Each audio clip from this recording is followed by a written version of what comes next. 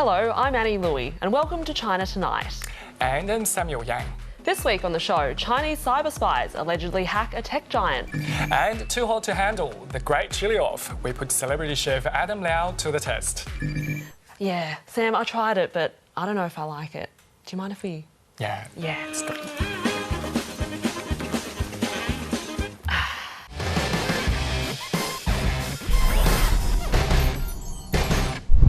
But first, to what's making news. Chinese authorities have denied allegations it carried out a major cyber attack against Microsoft. The tech giant claims hackers breached a series of email accounts linked to government agencies in the United States and Western Europe. China's Foreign Ministry spokesperson says the accusations are aimed at diverting attention from US cyber attacks on China. Joining us now in Beijing is France 24's China correspondent Yena Lee. Yena, welcome to China Tonight. Thank you for having me. This is not the first time China has been accused of state-sponsored hacking. What do we know about the claims and the counterclaims? Weeks after it was first discovered, Microsoft has finally announced that it has mitigated a cyber attack from China-based hackers. The company admitted that this had been going on since around May 15th and that around 24 organizations, mostly Western European governments, had been attacked and that they had all been contacted by them since. The Washington Post, though, reported that the US Commerce Secretary Gina Raimondo's email account was hacked into, as well as those of State Department officials. Interestingly to note, the timing of this was just before Antony Blinken's visit to Beijing. For China, though, these accusations that the attack was state-sponsored amount to fake news. A spokesperson from the Foreign Ministry said, I quote, "It's high time that the US explains its cyber attack activities and stops spreading disinformation to deflect public attention." Now, Beijing routinely denies cyber attacks, but look, every country in the world that can afford to do so hacks for intelligence gathering. What could be more worrying, though, is when there's a potential sabotage at stake or when the scale and scope is huge. The South Pacific could provide a new focus for China's Belt and Road Initiative after the visit of Solomon Islands Prime Minister Manasseh Sogavare. The Pacific Island leader signed a number of agreements, including a police deal, and opened the Solomon Islands embassy in Beijing during his visit to the capital. The Australian government has called for the details of the deal and is concerned it will invite regional instability in the Pacific. President Xi announced China and the Solomon Islands will establish a comprehensive strategic partnership. What does that mean for regional security?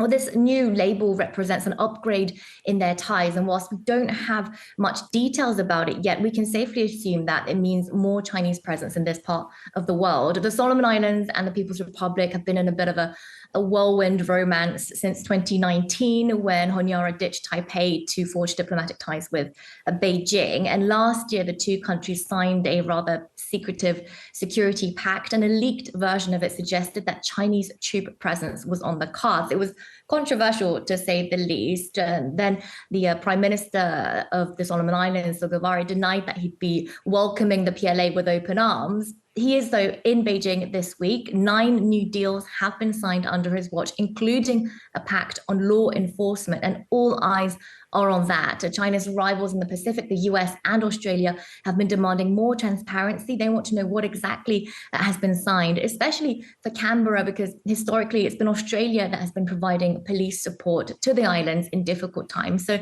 we'll have to see what this will mean for the future collaboration between Australia and the Solomon Islands as well. Yena Lee, thank you so much for joining us on China Tonight. Thank you. China's space agency has released its plan for a manned lunar mission by 2030. Taikonauts will attempt to build a moon-based research station to carry out scientific exploration and sample collecting. The mission includes sending 2 rockets, one carrying the spacecraft that will land on the lunar surface and the other transporting the crew.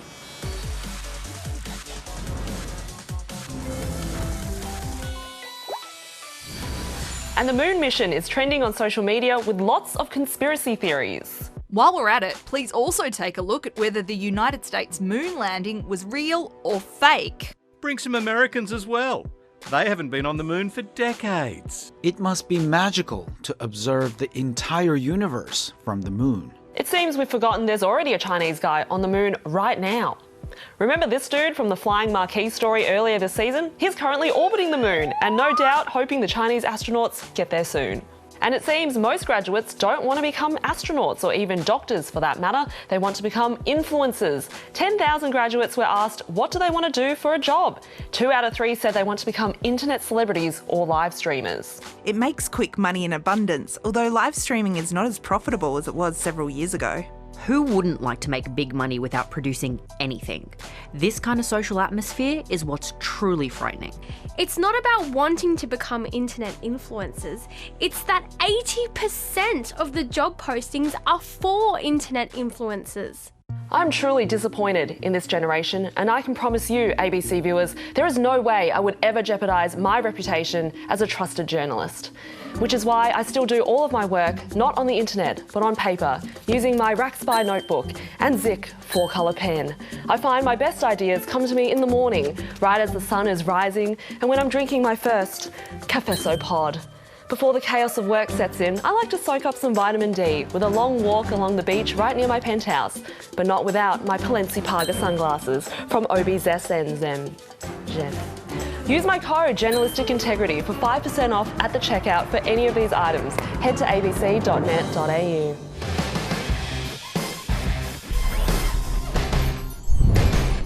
Did COVID-19 originate from a Wuhan wet market, or was it accidentally leaked from a Chinese lab? John Sudworth, the BBC's former China correspondent, was on the ground in Wuhan when the virus took hold in the city. Through first-hand investigations and insider interviews, Sudworth attempts to shed light on what has become one of the most divisive questions of our time. I was in China way back in those early days of 2020 when we first started to get news of this extraordinary outbreak of unknown disease circulating in that city of Wuhan. And very quickly, of course, we found ourselves in this escalating story with huge global significance. But within all of that question of where this thing had come from was there from the very beginning. There was this wet market, the cases were circulating in the vicinity of it. It sold the kinds of animals you'd expect if this thing had spilled over from nature to humans. But there was a laboratory there as well, engaged in the intensive study of coronaviruses. We know that laboratory accidents are possible. And so from the beginning, particularly as both possibilities were being raised on the Chinese internet of all places, they were worthy of investigation. Very quickly in the West, there was this sort of circling of the wagons around the natural origin side of the debate and a real sort of reluctance to go down the route of looking at the alternative. There was this idea that even to question those conclusions was somehow to be engaged in kind of tin-hatted conspiracy theorist thinking. And that to me felt odd. Now, a lot of people on the right love that phrase, escape from the lab, because it sounds like something from a Marvel movie or a comic book. It sounds like they're talking about a man. When, as we now know, China itself was asking those questions. They were being asked inside the Wuhan Institute of Virology. That's, comes out very clearly in the podcast in episodes 1 and 2. You hear those Chinese scientists asking themselves the same question. So with hindsight, we now know, of course, it wasn't a question that shouldn't be asked. It wasn't conspiratorial to be wondering about that possibility. I think Proximal Origins, published in the early months of the pandemic in 2020, had a huge bearing on that emerging idea that the lab leak had somehow been disproved or ruled out from the start. So part of what we wanted to do in the podcast is revisit some of that, to have a look at that particular scientific paper, to ask the authors, and we speak to one of those authors, Professor Bob Gary, based at Tulane University. And I think listeners will be very interested in the kind of things that he now has to say in hindsight about the strength of those conclusions and some of the assumptions that went into them. I think people will understand through listening to our podcast just how significant a role China's lack of transparency has played in preventing us getting real answers. We hear from a number of scientists in our podcast who believe that China most likely does know where this came from, or has certainly done much more to investigate where this came from, we should be very grateful that we can live in societies where, governments, scientists, journalists themselves can be held to account and can be questioned about the conclusions they reach, and we can have these open discussions and debates. We should continue pushing as hard as we can for answers. Don't accept that it's now a closed book. In China, independent films are powerful tools for exploring unique narratives and complex social issues. But with China's increasingly stricter regulations and censorship laws, it's becoming harder for indie filmmakers to bring these stories to screens. Our producer Tessa Spart has a story.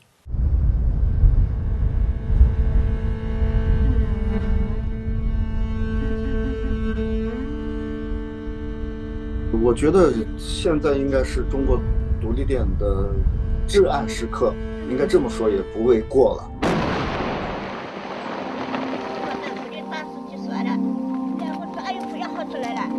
有钱赔给你，怕什么？看钱不这样。但是你要说我对未来有什么样的期待，我是个人来说，我觉得很茫然，我看不到未来。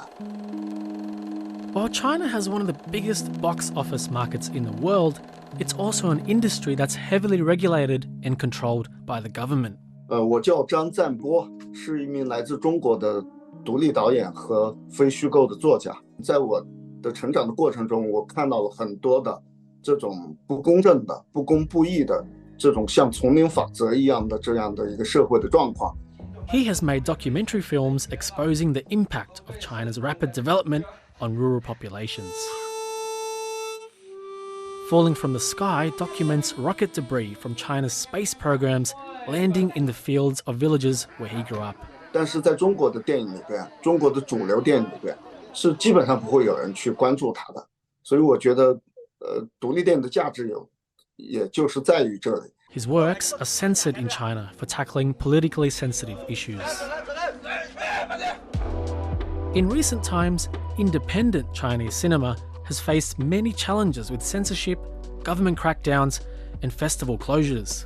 But it wasn't always this way. So independent cinema, which is really kind of cinema produced outside the mainstream official media production systems, we really usually trace it back to the 1990s and the emergence of kind of non-fiction and fiction film in the wake of Tiananmen Square films. So what happens is in the late 90s, that really takes off with a spread of commercially available video and then DVD equipment. So really the period for flourishing is the early 2000s, between about 2000 and 2010. In order to legally release and screen a film in China, it needs to be passed by the censors. When it's approved, it's issued with the Longbiao, or the Dragon Seal. Academically and historically, we've often used it as a kind of basic industrial measure to say whether a film is independent or not. If it hasn't received the Longbiao, then it is considered an independent film. The past decade has been particularly rocky for Chinese independent cinema. From 2012, the Beijing Independent Film Festival faced numerous interventions from authorities, and the 2014 edition of the festival was shut down. In late 2016, a new film law was passed that banned films harming the dignity, honour and interests of the country, and stipulated fines for films screened without a Dragon Seal. In 2018, the CCP's propaganda department took direct control of film and TV regulation in China. And in 2020, the China Independent Film Festival announced they would be closing. 因为中国对网络的控制越来越严，这些东西你基本上传上去都很难了，还别说传上去让其他的人看到，你基本上哪怕你传上去了，很快就会被删除。So with all of the censorship, laws and crackdowns, what does the future look like for independent cinema in China? So I think a lot of younger filmmakers in particular are now being pushed into working with the industry at a much earlier age. And that, of course, means collaborating or working with the censorship system. I think if you're trying to work within the system and produce what we might describe as art cinema, so that kind of slightly more depoliticized cinema, then I think that's a lot more positive at the moment. But you still have to negotiate the vagaries of censorship.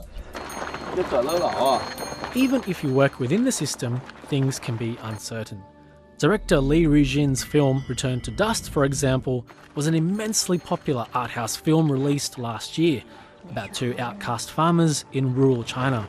And even after gaining permission to screen his film, it was taken down from cinemas weeks later, with no explanation from authorities.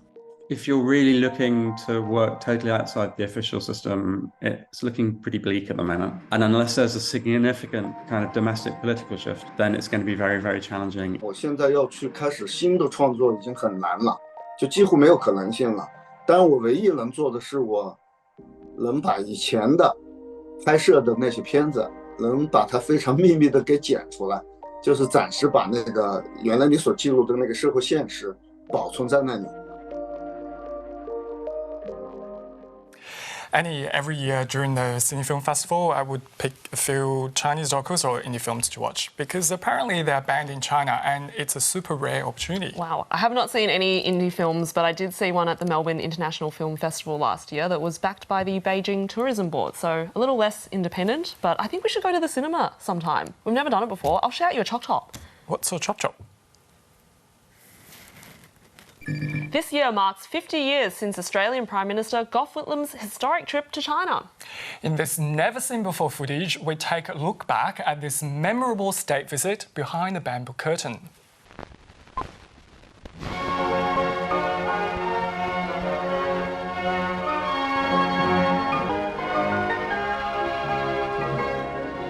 Peking, the capital of our flourishing socialist motherland, has put on its golden autumn attire.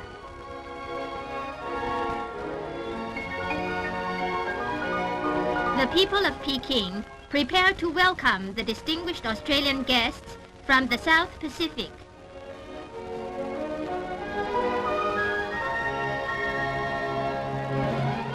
As Prime Minister Whitlam alights from the plane, Premier Wenlei goes up to greet him with a welcome.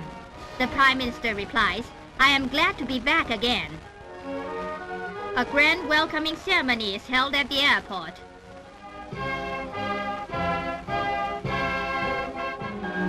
Thousands of people line the main streets leading to the guest house to warmly welcome the Australian guests and thank them for bringing the profound sentiments of friendship of the Australian people.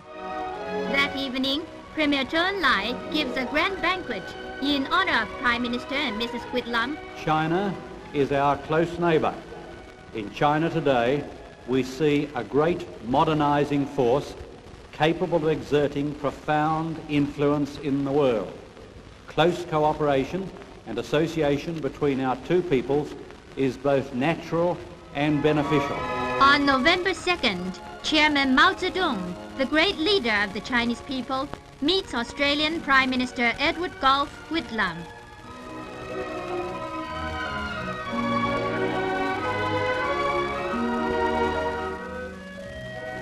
Chairman Mao and Prime Minister Whitlam have a friendly conversation of more than 1 hour for an exchange of views on a wide range of subjects.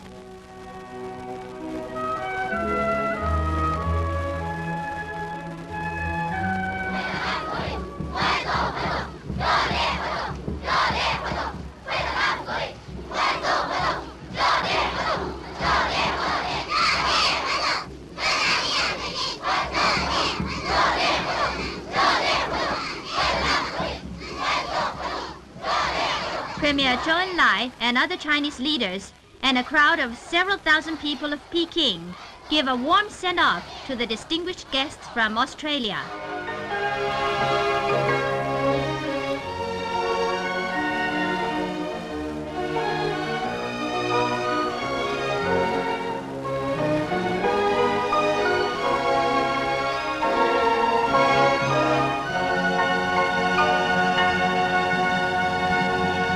Extraordinary footage there. Annie, I tried to be one of those flower boys once, but I never made it, because apparently you have to be top of your class. I think I know exactly why you didn't make it. It's because you haven't got a leg like this. Actually, I think she's trapped. Somebody help her. Before Saudi Arabia started spending billions of petrodollars, the Chinese Super League was home to some of the world's biggest football stars. But a series of scandals, corruption and financial mismanagement has seriously tarnished the game's reputation, and fans are turning away. Match-fixing scandals, corruption charges, multiple arrests.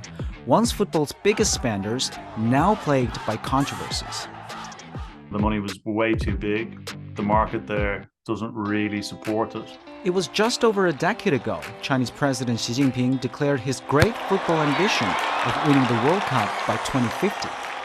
But that looks like a distant dream. It's just really difficult to see that because football is a long-term process, and the things which need to be in place in China for football to be successful in the long term are just not there. The league once attracted star players, World Cup winning coaches, and a number of Socceroos greats including Tim Cahill and Aaron Moy. All joined the gold rush.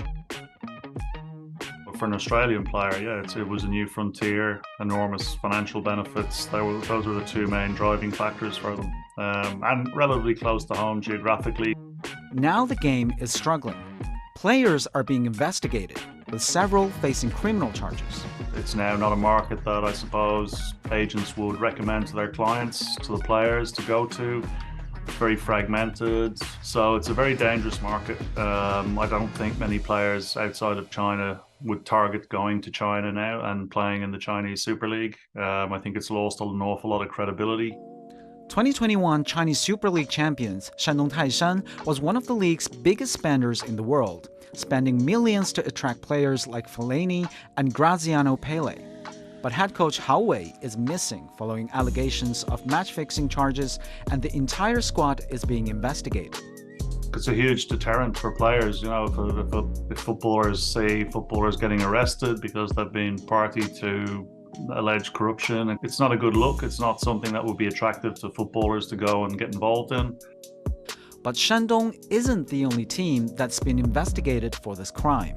6 officials of the Evergrande Football Club have been issued lifetime bans on football-related activities after fixing a match, allowing the opposition to score 4 goals in a 13-minute span at an under-15s match. The first domino in the collapse of Chinese soccer began when the 2020 champions Jiangsu Suning dissolved following its first-ever Super League title. The club run by the Suning Appliance Group lost all funding. That was pretty shocking, even for someone like me who's followed Chinese football for a long time. They were the champions. It was actually the first championship. They disappeared. It was shocking. But the final blow came with the financial collapse and relegation of 8-time champions Guangzhou FC. It's not on a business basis because none of the teams make profit. The price of admission tickets, the TV deals, the sponsorship, all the commercial aspect, it's just not, it doesn't support the cost of running a team. And that's why now you see all the teams in the CSL, the calibre of foreign players is way, way down compared to, say, 5 years ago. Increasing number of clubs are struggling to pay for players' wages. 7 professional teams have been suspended from being involved in the current season for financial mismanagement.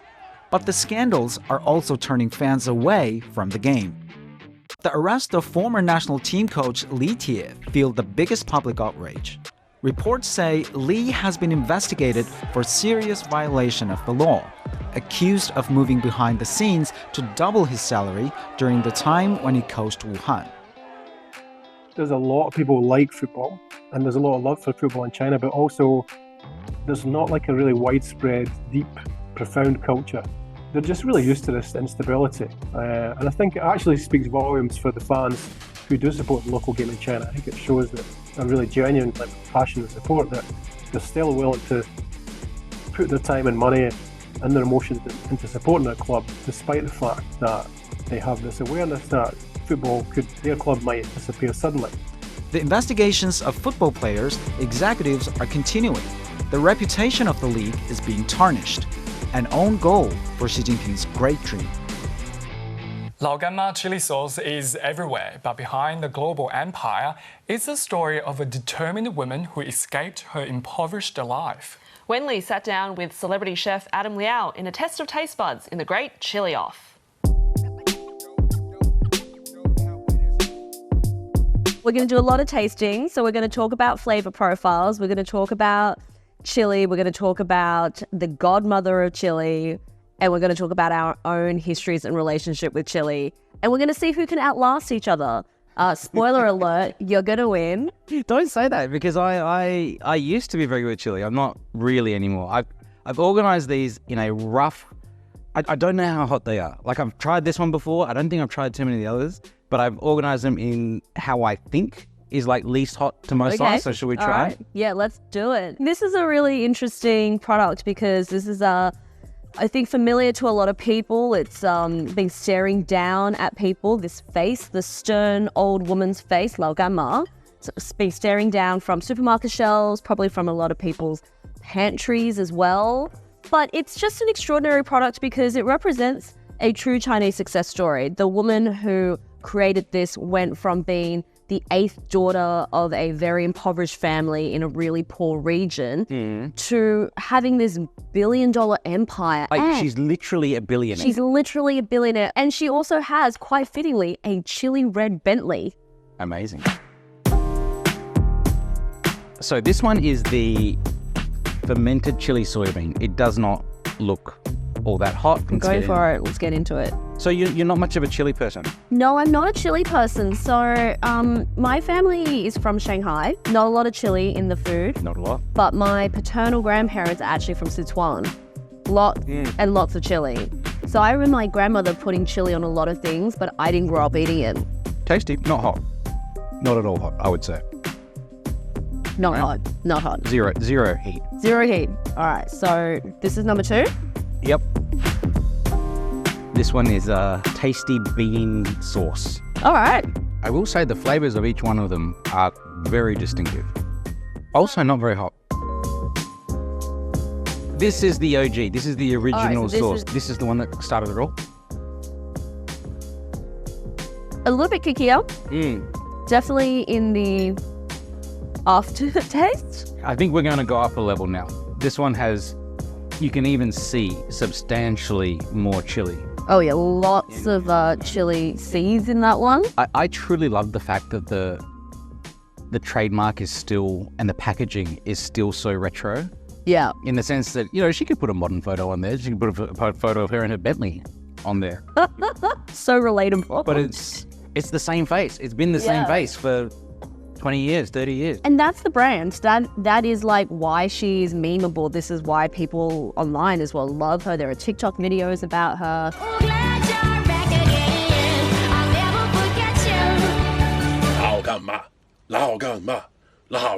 Like, I look at that face and it actually reminds me of my grandma and all of her disapprovals. You didn't study hard enough. You didn't do this enough. This one is hotter. It's definitely hotter. But it's still not super hot. I'd say like 5 out of 10, maybe 6. So this now is the 3 flavors condiment. This is the one that people buy and they go, oh, I bought the wrong one. Uh-oh. No, not for any other reason. Just because it's got tofu and peanuts and actually pickled kohlrabi in there as well. Is it building up yet? Like, this one is still not super hot to me. It's still like 5, 6. Like, I feel a bit of burning in the back of my throat. All right, so this is the top, what we think is probably the chilliest. It's got the most number of actual chilies on the packaging. It's black too. I want to hear your opinion on it first. It's not that chilly. I just want to see if I don't know. To me, it's not as hot as I thought it would be. All right. I do have one more for you to try though. Oh no. And it's not from the godmother of chili. Da Bomb Beyond Insanity Hot Sauce. It's actually not even from China. But I thought... Oh, this is cheating. Yeah, well, because we haven't none of these have blown our heads off. I'm interested to try this. Oh, you're going straight in? Yeah, straight in.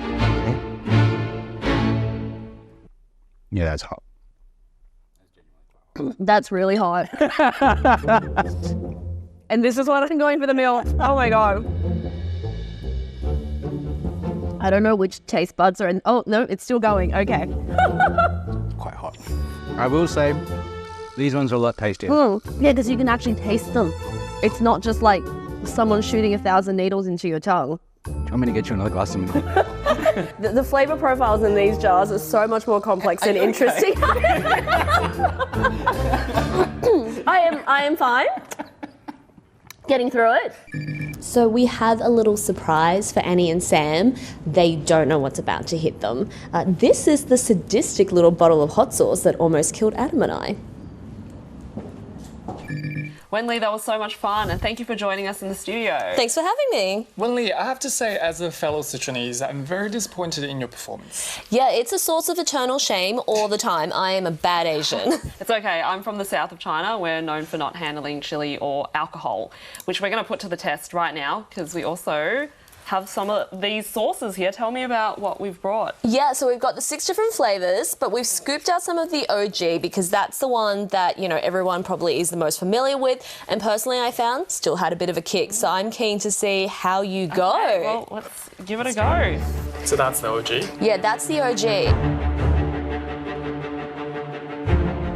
How does that taste to you? Oh my God, it's building. It's really building. It really sneaks up on you and then it like punches you in the face. Wow, Sam, you are blinking a lot. I'm not doing any better than you. It's actually quite spicy. Sorry. God damn it, it was shameful. You felt it. No, now you feel the spice. What's going on? What was that? Bean or something. Did someone add the bomb in it? I was sitting right here. Yeah, it burns. Burns real bad. Yeah, I'm not a fan. Not a fan. It builds on you. That's you the drank milk. all the milk. Why would you drink all the milk? Open up. That's the end of the season, and thank you for joining us in the studio. Thanks for having me. And that's all for tonight's show. Thanks for watching. See you next season, and good night. night. Good night.